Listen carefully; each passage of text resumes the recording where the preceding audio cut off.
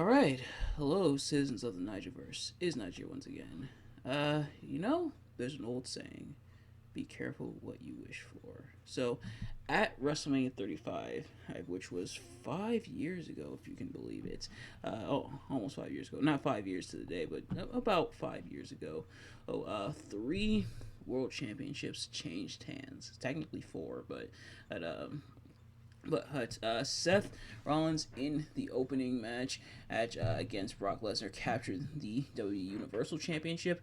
Kofi Kingston finally fulfilled what he was supposed to have fulfilled 10 years ago when he captured the WWE Championship, and in the main event, in the first ever women's main event, and in triple threat action, Becky Lynch captured both the Raw and SmackDown Women's Championships. Man, WWE loves some double champions for whatever reason,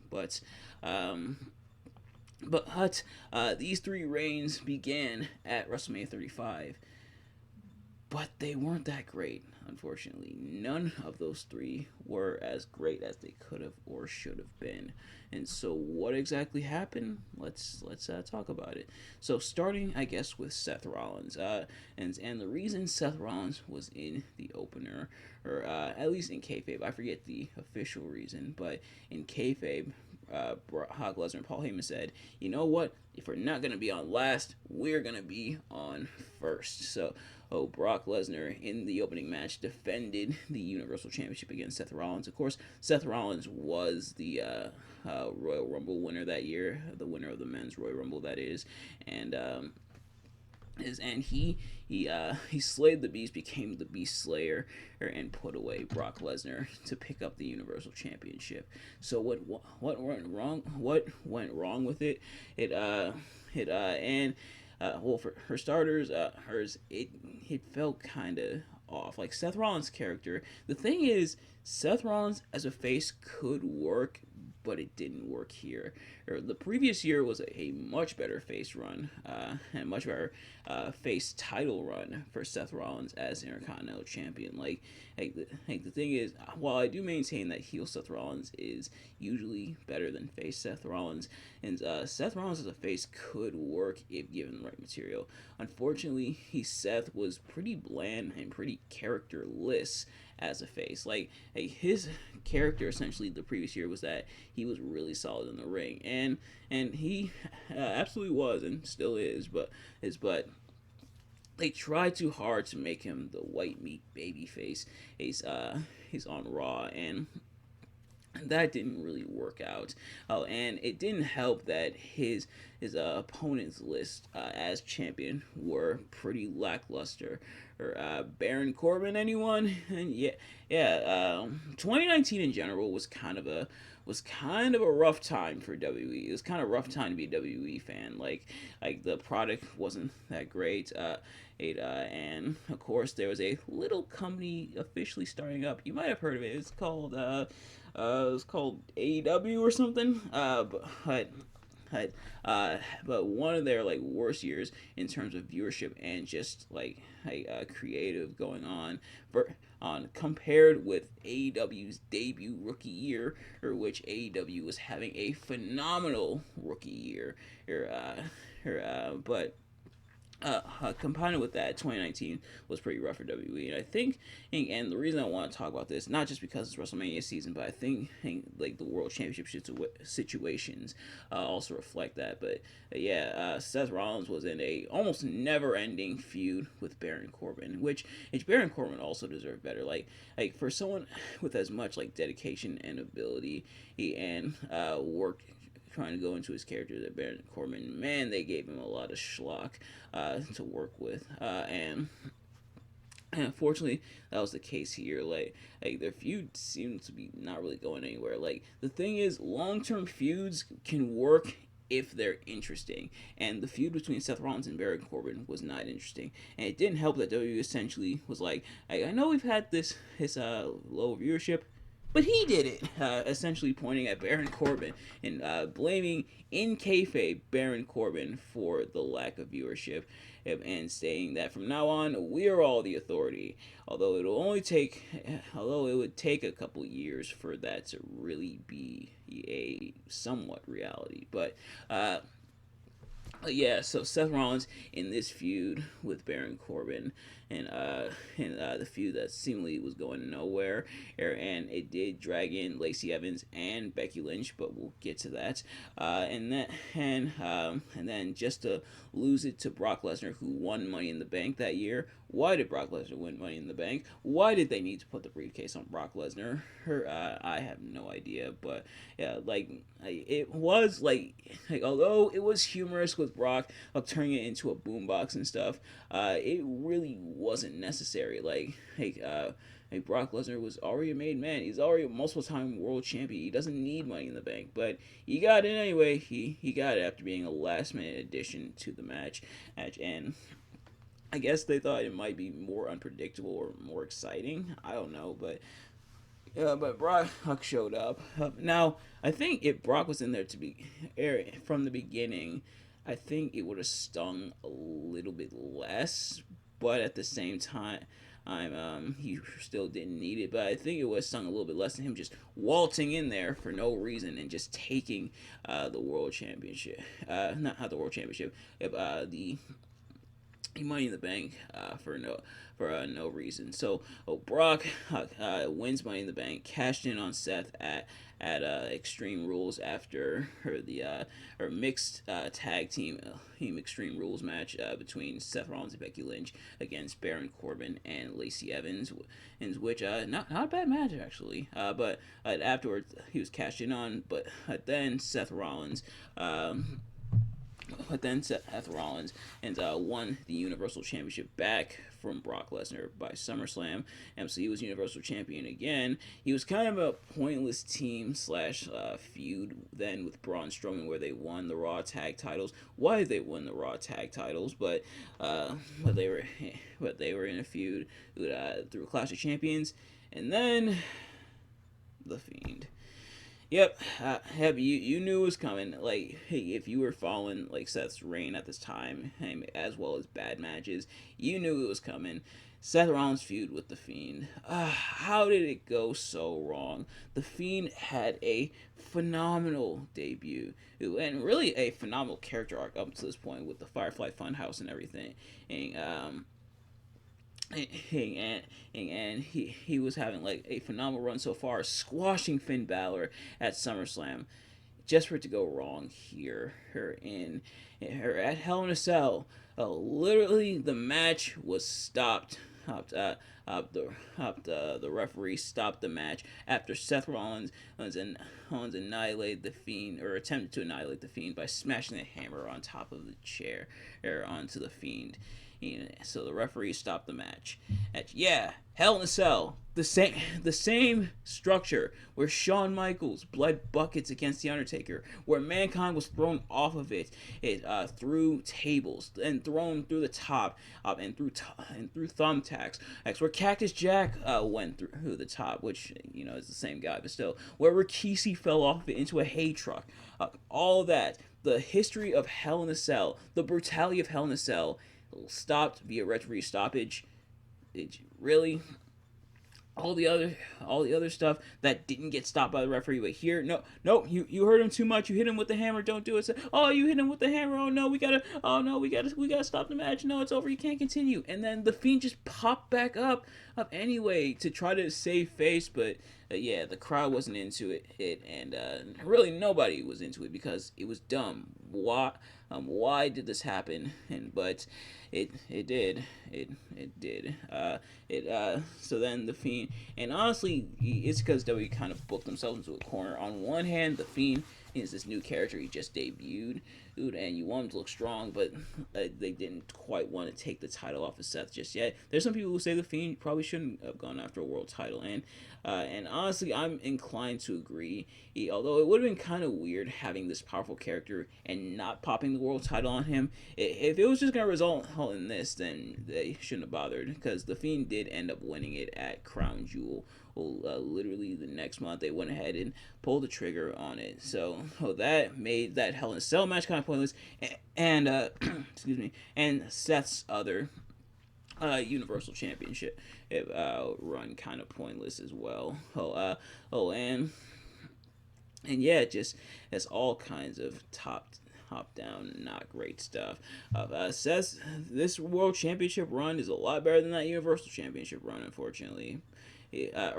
Fortunately, I should say. It's unfortunate that we had to witness that at a Universal Championship run. But next up on the chopping block is Becky Lynch. Yes, as I know, canonically she won her titles last, but what I have to say about the last person, which is kind of what spawned this video idea in the first place, I think it'll make sense. But Becky won both the Raw and SmackDown on Women's Championships. She became double champion, but there's another old saying, a jack of all trades is a master of none. Very rarely has double champions worked in WWE. Usually they lose it almost right away. Or like they end up, or in like Keith Lee's case when he won both the NXT Championship and the NXT North American Championship, he ended up vacating the North American Championship anyway, which is like, what was the point then of holding both championships? But nevertheless, as Becky won both titles, and then from there, it just kind of seemed to just exists in that pocket as the champions. Like, it was one of those things where the chase was more exciting than the end result, and Becky, as I mentioned, and got sucked into the feud with her. I believe they were married at the time. I'm either that or they. I don't think they were. They may or may not have been married just yet. But pretty much her would-be husband Seth Rollins, and pretty much got wrapped up in his feud with Baron Corbin. Oh, that's right. They didn't get married until 2021, but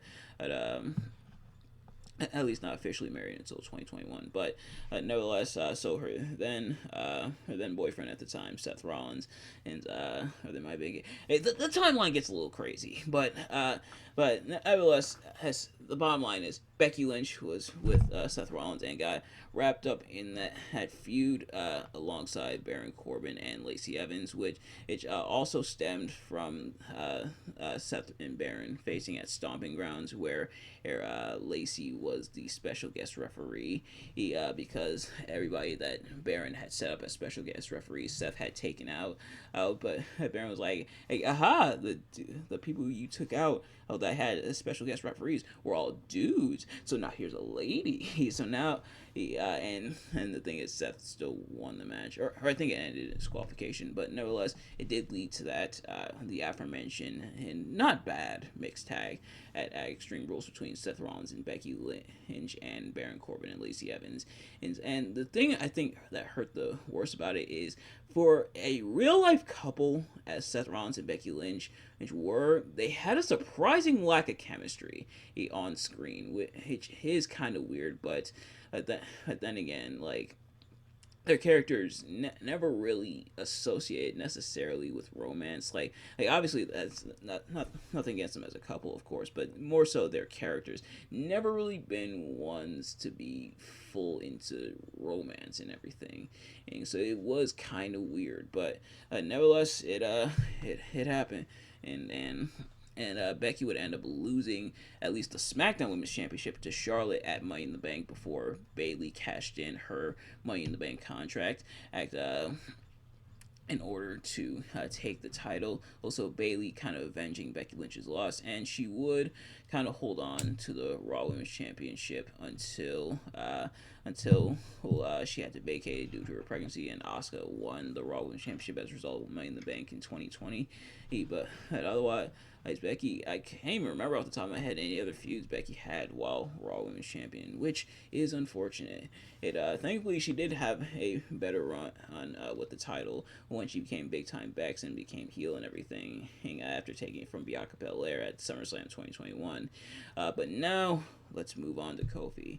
Now, I saved Kofi's for last because out of all three of the world title changes that didn't really pan out and were kind of lackluster, Kofi's hurt the worst. Like, with Seth, it was more so him taking the Universal title for Brock, which you kind of figured he would. But Brock, of course, being a part-time champion and not really showing up with it, so Seth taking it off him there. Meanwhile, Becky with her like resurgence in popularity with the men and everything, and that only really began the previous year, especially after heel turn at SummerSlam, and then her missing Survivor Series with the broken nose and everything, and just especially upping her popularity. So that began. So that was kind of short lived. It was still impactful, but relatively short lived.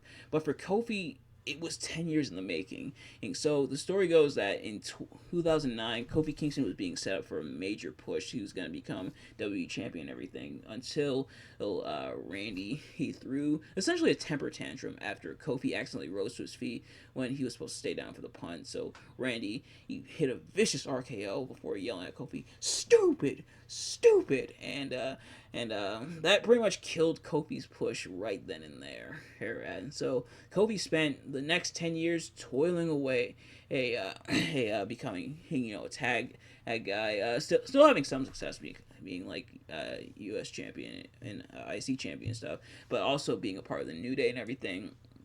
And so, by the time he came back to the forefront around 2018, 2019, it was big. Like, this was some 10 years in the making. Kofi Mania was in full effect. People wanted Kofi to win the WWE Championship. If he didn't win the Rumble, he didn't win the Chamber, but people were still pulling for him. And Vince McMahon throwing all the obstacles. And this is why the Kofi Mania storyline was such an amazing storyline that led to an amazing match at WrestleMania 35. Go check out my review of Kofi Kingston versus Daniel Bryan for more. And like I said, that's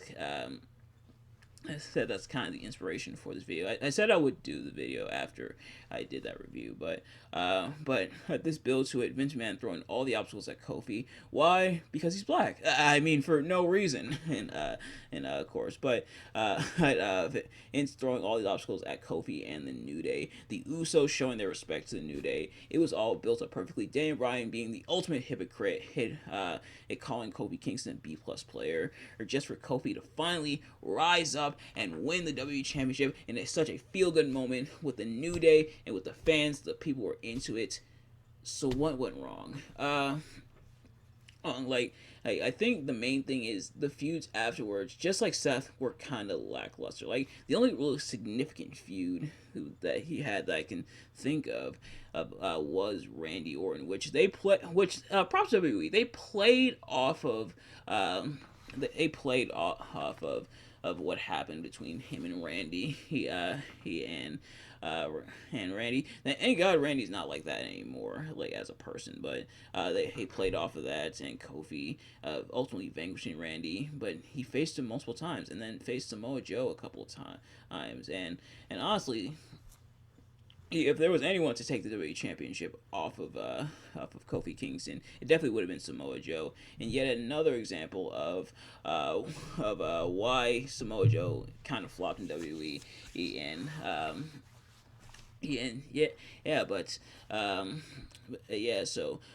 Feuds with Randy and Samoa Joe, which kind of didn't go anywhere really, and as well as Dolph Ziggler. It did give us the kind of unintentionally hilarious Dolph moment where he said it should have been me, but then Brock Lesnar, or Brock Lesnar, why are you ruining two world championship feuds within the same year, or not really ruining them, but more so just putting the nail in the coffin for them.